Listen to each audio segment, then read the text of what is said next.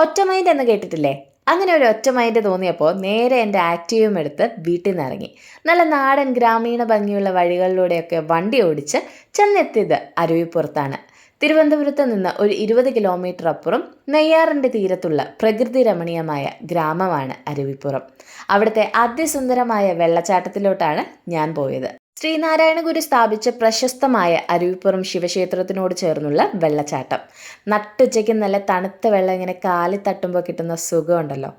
പോകുമ്പോൾ തെന്നി വീഴാണ്ട് സൂക്ഷിക്കണം എന്ന് മാത്രം.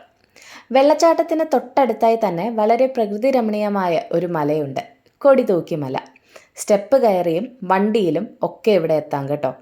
ഇടുങ്ങിയ റോഡിലൂടെ കുത്തനെയുള്ള കയറ്റം. മുകളിലെത്തുമ്പോൾ ഒരു ക്ഷേത്രമുണ്ട്. കാഴ്ചകൾ കാണാനൊരു വ്യൂ പോയിന്റും. ഇവിടെ നിന്ന് നോക്കിയാൽ കണ്ണെത്താത്ത ദൂരത്തോളം പരന്നു കിടക്കുന്ന വിശാലമായ ഭൂപ്രദേശങ്ങളും പച്ചപ്പും ജലാശയങ്ങളും ഒക്കെ കാണാം. ശിവഗിരി തീർത്ഥാടന സമയത്ത് ഒരുപാട് പേർ വിവിധ സ്ഥലങ്ങളിൽ നിന്നും ഇവിടെ എത്തിച്ചേരാറുണ്ട് കേട്ടോ. ശ്രീനാരായണ ഗുരു ധ്യാനത്തിനിരുന്ന ഗുഹയിൽ നിന്നാണ് കേട്ടോ ഞാൻ ഈ വരുന്നത്. അദ്ദേഹത്തിന് സുബ്രഹ്മണ്യ സ്വാമിയുടെ ദർശനം ലഭിച്ചത് ഇവിടെ വച്ചാണെന്ന് വിശ്വസിക്കുന്നു. അപ്പോൾ ഇവിടെ പോയിട്ടില്ലാത്തവരൊന്ന് പോയി നോക്കണേ.